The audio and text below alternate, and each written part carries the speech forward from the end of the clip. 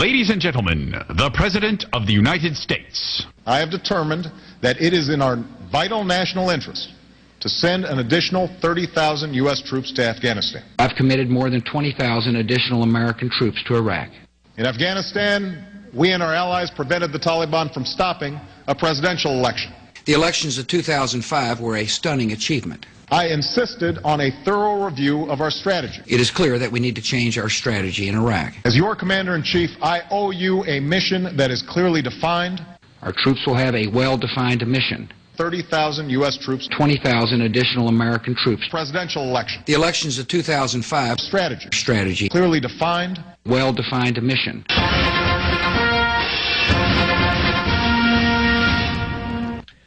This is Michael Savage. As I watched President Stooge Obama last night reading a puppeteer's script, I was actually saddened. I was depressed. In fact, I went home from the studio and had a couple of drinks because I realized that he's not running the country. I mean, we knew that from the beginning, but it's the same military-industrial complex that has been running America off the rails for a long time now, that's still running America off the rails right now. Not only were there direct parallels between him and Bush, but there were direct parallels between Obama and Lyndon Baines Johnson in his speech to the nation on the night of March 31st, 1968. That's right. That's how far back this warmongering goes. Now, you know what happened in Vietnam. And I'm telling you as I sit here, I heard Obama's speech before, in part, when Bush gave it. I heard Obama's speech before when LBJ gave it in 1968. And I hope to God that I am wrong. I pray to God that I am wrong. But in my heart of hearts, I fear I'm right. And I see the same end as Vietnam here. You don't announce to an enemy your exit strategy and when you're leaving. They'll just wait it out. You don't say to the troops, they're wonderful people, and you don't say, we know you're going to win and on to victory. Not once did the word win come into Obama's speech. The word win was not spoken either by Obama nor by Lyndon Baines Johnson. Also, the parallels became increasingly obvious when he said, tonight, I want the Afghan people to understand America seeks an end to this era of war and suffering. See, Johnson had said, let men everywhere know that a strong and confident and a vigilant America stands ready tonight to seek an honorable peace. It gets worse by the second. Listen to 25 and 26. You're not going to believe what you're hearing. So tonight, I want the Afghan people to understand. America seeks an end to this era of war and suffering. Let men everywhere know, however, that a strong and a confident and a vigilant America stands ready tonight to seek an honorable peace. Okay. Listen to 29 and 30 now. Now, the people of Afghanistan have endured violence for decades. They've been confronted with occupation by the Soviet Union and then by foreign al-Qaeda fighters who used Afghan land for their own purposes. That small, beleaguered nation has suffered terrible punishment for more than 20 years. I pay tribute once again tonight to the great courage and the endurance of its people. Okay, so there we have Afghanistan and Vietnam in comparison. And again, in 31 and 32, listen to the eerie similarities. We will seek a partnership with Afghanistan grounded in mutual respect, to isolate those who destroy, to strengthen those who build, to hasten the day when our troops will leave, and to forge a lasting friendship in which America is your partner and never your patron. Over time, a wider framework of peace and security in Southeast Asia may become possible. The new cooperations of the nations of the area could be a foundation stone.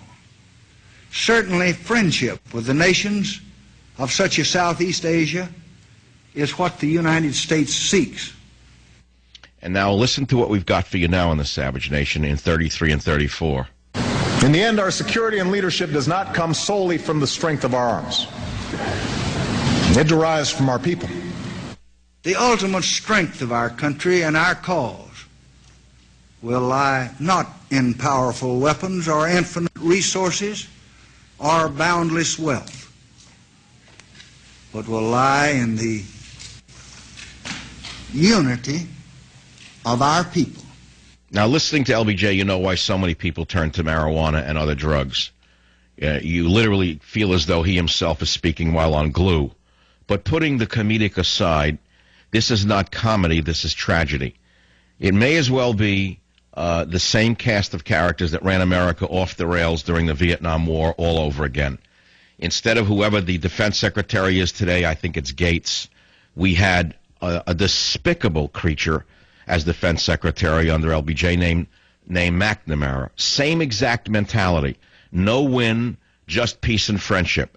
Not from the barrel of a gun, but from the barrel of a beer or something like that. We're going to be all friends. And that's why we lost in Vietnam, because we didn't use the barrel of a gun. We used instead this rubbish about peace with the Vietnamese.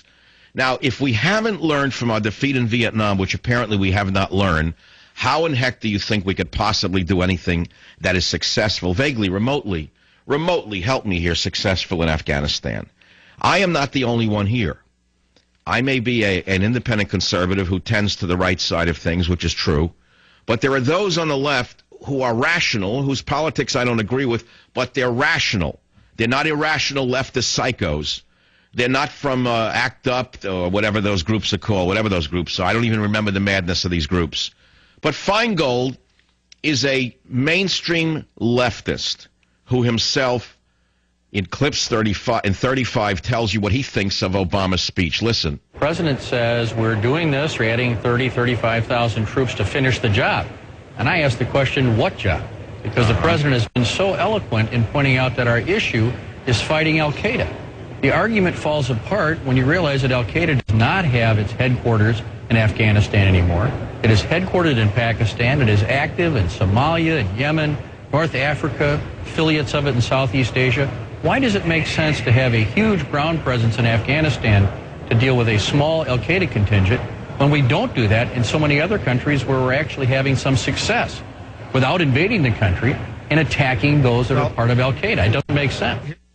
And Feingold, Senator Russ Feingold, said he will vote against funding President Obama's Afghanistan plan, which is pretty amazing.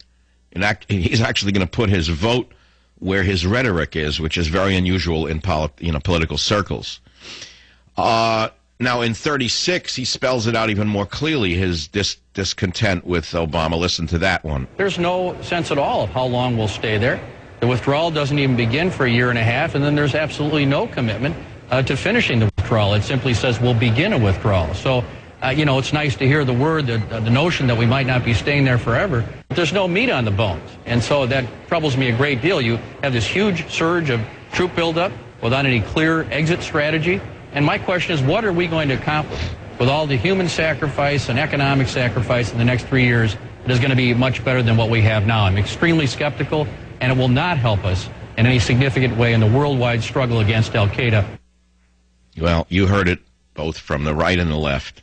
Obama has failed miserably. But let's go back to my opening for a minute. My montage comparing Obama to Bush, I think, says it all. But I then went on to show you the comparisons between Obama and Lyndon Baines Johnson in his March 31, 1968 exit strategy in Vietnam speech. Both pledged to end the war, not to win it. The word win wasn't spoken in either speech. The word victory was not mentioned in Obama's. Obama said, tonight I want the Afghan people to understand America seeks an end to this era of war and suffering. And what did Johnson say back in 68? Let men everywhere know that a strong, a confident, and a vigilant America stands ready tonight to seek an honorable peace. So what they're talking about is the same thing. And what I'm afraid of is the same ending. I'll be right back. Savage.